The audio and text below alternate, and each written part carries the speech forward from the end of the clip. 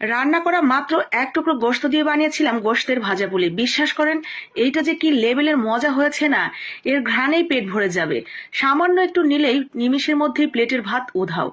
একেবারে 2-3 প্লেট ভাত খেয়ে ফেলা যাবে। যারা খুব বেশি খেতে পারেন তাদের কাছে আর কোনো কিচ্ছু না নিলেও চলবে। আর যার মুখে রুচি নেই সেও যদি এটা দিয়ে ভাত খেতে বসে, নিমিষের মধ্যেই তার ভাত খাওয়া শেষ হয়ে যাবে। এতটা বেশি মজার। কেউ যদি কখনো এভাবে ট্রাই করে না থাকেন, একদিন অবশ্যই বানিয়ে নেবেন। যেদিন বাসায় মাংস রান্না করা হবে সেই দিনই বানাবেন।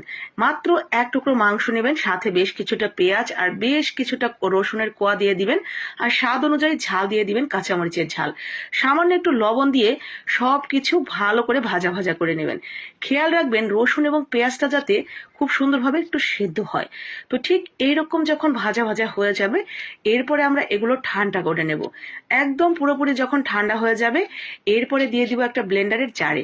বাসায় যদি এই মুহূর্তে ব্লেন্ডারের জার না থাকে, মানে ব্লেন্ডার না থাকে, সেই ক্ষেত্রে হামানদিস্তা অথবা পাটা একটু কষ্ট করে বেটে নেবেন।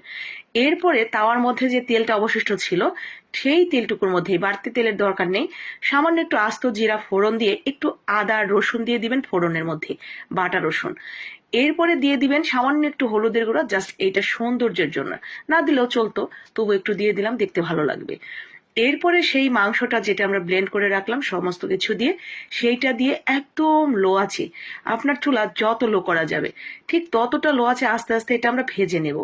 ভাজা একেবারে পুরোপুরি কমপ্লিট হয়ে গেলে সুন্দর করে তাওয়ার উপরে ঠিক এইভাবে বিছিয়ে নেব। বেছানো হয়ে গেলে এটাকে আমরা আস্তে আস্তে রোলের মতো করে নেব, যেরকম আমরা পাটিসাপটা বানানোর সময় করি। ঠিক এইভাবে আমরা রোল করে পেঁচিয়ে দুইটা ভাগ করে নেব। যদি চান একটাও করে নিতে পারেন, আবার তিনটাও করতে পারেন।